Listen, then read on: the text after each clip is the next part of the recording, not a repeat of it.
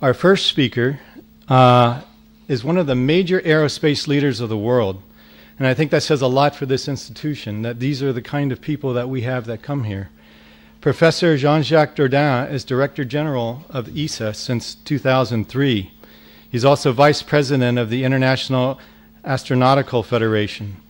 Professor Dordain graduated in engineering from the École Centrale de Paris in 1969 and began his scientific career in 1970 in the field of propulsion. At ESA, Professor Dordain has presided over a long string of successful Ariane launches, carrying important space science missions such as the Rosetta Comet Chaser and the Herschel and Planck Cosmic Explorers. In addition, under his leadership, ESA has launched key Earth observation satellites monitoring Earth's environment and climate change. In the area of human spaceflight and microgravity, he has launched the Columbus Laboratory to the International Space Station and 3 automated transfer vehicles. Recently, he has overseen the first launch of Soyuz from Europe's spaceport in French Guiana and the maiden voyage of Vega, the small launcher. At ISU, he's been a member of the ISU Board of Trustees. He is currently a member of the Board of Advisors for ISU. But most important, he's only the second chancellor we've had at ISU since it began, following in the footsteps of Arthur C. Clarke. Please welcome Professor Jean-Jacques Dordain.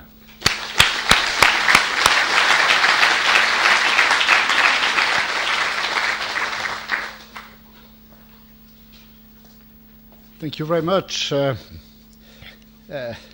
Just to say that when you have recalled what has been done at ESA, this is not my achievement. This is the result. This is the achievement of ESA. So they are not, by far, my personal achievement. And maybe I shall come back to that. So you are at the end of a cycle. And I think that instead of speaking of the end of a cycle, it's better to speak of the start of a new cycle. Because life is made of cycles. Cycles are driving our lives. We have the solar cycle, we have the cycles of the seasons, we have the cycles of humans' life. So I think that the cycles are our way of living. What is important is that each cycle is bringing something to the series of cycles. And I am convinced that the cycle which is closing today has brought to you a lot. Because the International Space University is there for that. And I am glad that you could take benefit of this cycle offered by the International Space University. So you have brought during, and this was recalled, you are bringing to your new cycle more experience, more reflection, but even more important, certainly, more friends from all over the world, and that is also important. So the International Space University is important for ESA, important for space, important for the world. So first, for ESA, and this is the reason why ESA was at the start of the International Space University and will continue to support this university. Because ESA is a very difficult organization. I know that. Being the Director General of ESA is, I get a lot of reward, and especially each time we have a successful mission, I can tell you that I am like a little boy. I may be an actor of space, but I am still a spectator of space, and I am still amazed by what we can do together in space. But ESA is a difficult organization, and especially because we are at the convergence of 2 difficulties. We are 2 times difficult at ESA. Because being European is difficult. And it's difficult to work in space. So by being the European Space Agency, we are combining 2 difficulties. By the way, there is a lot of similarities between Europe and space. First of all, Europe and space were born on the wake of the Second World War II. We were born there. Space is coming from World War II and Europe too. So we have the same origin. We have the same objective, bringing peace. And that Europe, the European Union, has succeeded to bring peace in Europe. We had centuries of war. Now it's 60 years and even more without war. Nobody has done that in Europe before. And space is also bringing peace. It's bringing peace because it stimulates cooperation. It's interesting to see that the first signal of cooperation between United States and USSR was in 1975, the Apollo-Soyuz mission. It was a fantastic signal. It was the first time that there was a cooperation between the two big space players. And I can tell you that it was not easy to make Apollo-Soyuz, to the point that if one day you are going to the Washington Museum, Space Museum, you will see the piece of hardware which was necessary to connect two capsules, Apollo and Soyuz. This piece of hardware is bigger than Apollo itself and Soyuz itself, just to make the two worlds working together in orbit. And that is a fantastic signal. Just after the wall fell on ground, we have developed the International Space Station. And the International Space Station is the reunification, if I may say that, between the Space Station Freedom and Mir 2. And that I can tell you also that because I was working on the space station at the time. I am coming from the Space Station Freedom. Connecting the Space Station Freedom and Mir 2 was not easy because it was connecting two different worlds. And it works every day. To sustain 6 guys in orbit, there is 6,000 persons working together on ground on 4 different continents. So space is bringing peace. But as I said, Europe and space are also difficult. This is another similarity. Another similarity is also Europe and space are not visible. Not easy to touch Europe. Not easy to touch space. This is transparent. This is more a concept than a reality. And this is one of the difficulties also that we are living in Europe and in space, in that it still look abstract concepts. And as I said previously, not easy to make each citizen understanding that space is important for them. As well as it's difficult to make each citizen understanding that Europe is important for them. But at the end, we cannot live anymore without Europe, and we cannot live anymore without space. And that is the most important. So we have no choice but to develop Europe. The Europe of citizens, and to develop space for citizens. And this is what we are doing at ESA. And we are demonstrating every day that in spite of difficulties, we are successful. We are very successful.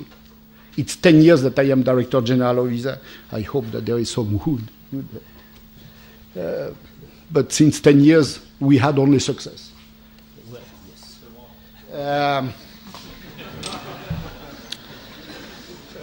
But to be successful, the only recipe to be successful when you are working on difficult topics is to have the best experts. And to have the best experts working together. In space, there is no individual achievement. It's totally wrong, and this is the reason why I intervene, to associate one name to one achievement. This is always a collective success. Just to say that the last success of ESA was the launch of AlphaSat, 25th of July, AlphaSat is the biggest telecommunication satellite ever developed in Europe. Significant partnership between ESA and Inmarsat. It's a €1 billion project, financed 50-50 by the member states of ESA and the operator Inmarsat. Not easy to make government and private operators working together, but AlphaSat is a fantastic success. And since the launch of AlphaSat was 2 days after the delivery of the royal baby, I said that AlphaSat is our baby. It's not royal, but there is much more many fathers than the royal baby, because we are all fathers of AlphaSat. There is a lot of fathers. There is no one father to any space product. And this is what is interesting in space. It's a collective achievement. You have zero chance to succeed alone. You have to work with your neighbor, and you have to trust your neighbor, because you cannot work in a team without trusting your neighbor. And that is a very important message. And to trust your neighbor, you have to be fully transparent, because trust, you cannot buy trust. You cannot sell trust. You develop trust. And you have to develop that trust among a team. And most of the failures, since I am making lessons on failures, most of the failures are coming from the fact that the team has not worked together, that information was not transmitted properly, or not timely, or not at the right place. So this is the role of the International Space University. It's not only to provide you more experience, but it's also it provides you a significant opportunity to work together. And you have to bring that to your next cycle. Let's continue to work together. This is your only chance to achieve something. So space activities, and I said that before, are developing a lot. Space activities are much more than what they were in the 60s. When ESA has been created in 1964, ESA has been created on two pillars, science and launchers. It was ESRO at that time for science, ELDO for launchers. So this is what we were doing, only science and launchers. Today, science is less than 15% of what we are doing at ESA. Launcher is less than 20% of what we are doing at ESA. We are doing much more than science and launchers, meaning that we are doing much more different type of space activities than we used to do. Meaning that the most urgent of our priorities is to develop services to the citizens, is to make sure that space will bring to the citizens quality of life, and to make sure that their life on planet Earth will be possible in spite of all the threats. So this is the reason why the Council of ESA, which are the ruling organ of ESA, has now developed a strategy which is based on competitiveness and growth. We have demonstrated to the government that space is not an expense. Space is an investment into the economy. And this is on that basis that, for example, UK has increased its contribution to ESA programs at the last council at ministerial level by 25%. Imagine the UK government on the 21st of November 2012 has increased its contribution to space activities within ESA by 25%. And that is only because I could demonstrate to the UK government that it was good investment in the economy. And by the way, I was so glad that the one of the British government who has announced that good news was not the minister in charge of space, but was the Chancelier de l'Échiquier, John Osborne. And I can tell you that this is the first time in my life that I hear a Minister of Finance glad to increase its expenses. And that means something. That means something. So space is now part of the global economy, and this is the reason why we are doing more and more activities in space. We are developing the economic dimension of space, meaning that we have more and more disciplines to deal with. We are not anymore just a group of scientists and engineers. Yes, we still need the best scientists and the best engineers. But we have more and more lawyers. We have more and more entrepreneurs. We have more and more investors, more and more partners, more and more diplomats. Meaning that today space has entered almost all types of activities. And this is the reason why it's good that you at the International Space University, you are teaching to the lawyers how we make a satellite, or you are teaching to the engineers which are the legal aspects of space activities. That is certainly an asset of the International Space University. Now, ESU is important for space, but ESU is even more important for the world. There is no future on planet Earth without space. As I said in my previous speech, there is no alternative to planet Earth for humanity. Don't even imagine to live on another planet. L'Arche de Noé does not exist to go to another planet. So we are bound to planet Earth, meaning that we have no choice but to build up a collective future on planet Earth. There is no individual future on planet Earth. And that this is the best lessons learned from Apollo program. And that I said that when we have celebrated the Apollo program in 2009, it was in Washington, D.C. And I dared to say that the fact that the flag, the US flag, was the first one on the moon is totally irrelevant to the present world. Nobody cares anymore that United States has won the race in 1969. The most important message of the Apollo program is that there is no individual future on planet Earth. And the most important sentence that myself I am always quoting from the Apollo program is not the famous sentence of Neil Armstrong, even though Neil Armstrong is my hero, but this is the sentence, the quote of Bill Anders, Apollo 8, 25th of December, 1968. You cannot forget that. And it was the first time that a crew was leaving the Earth's gravity, Apollo 8. First time that 3 guys were leaving the gravity of planet Earth. They were relying on the success of the Apollo capsule to slow down around the moon to come back on planet Earth. So it was an interesting mission. And it was at Christmas 1968. And they have read, the crew read some parts of the Bible. But the most important thing that Bill Anders was saying, we have made all this way to explore the moon, but the most important thing is that we have discovered planet Earth. Because they were the first 3 guys of the humanity seeing planet Earth as a small ball of golf. This is the way Bill Anders has described, a small ball of golf floating in the solar system.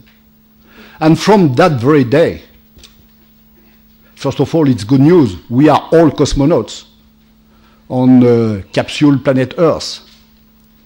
But we have no chance to have individual future.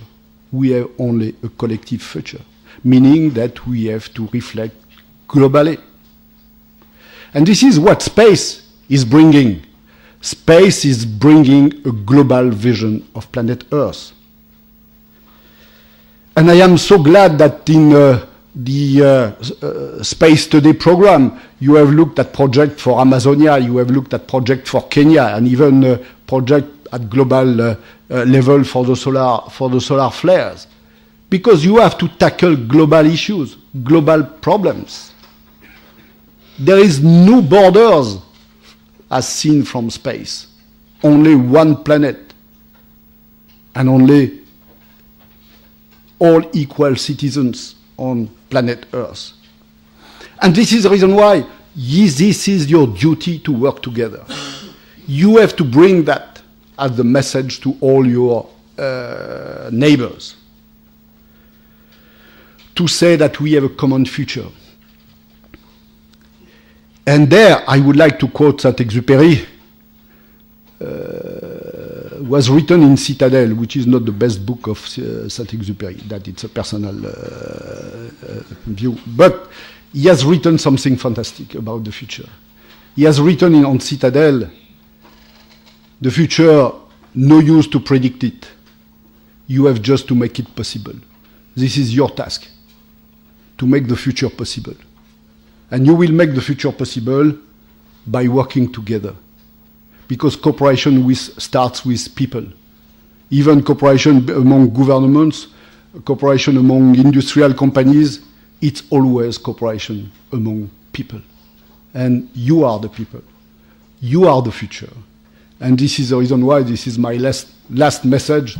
Don't let the world change you. You have to change the world. Thank you very much.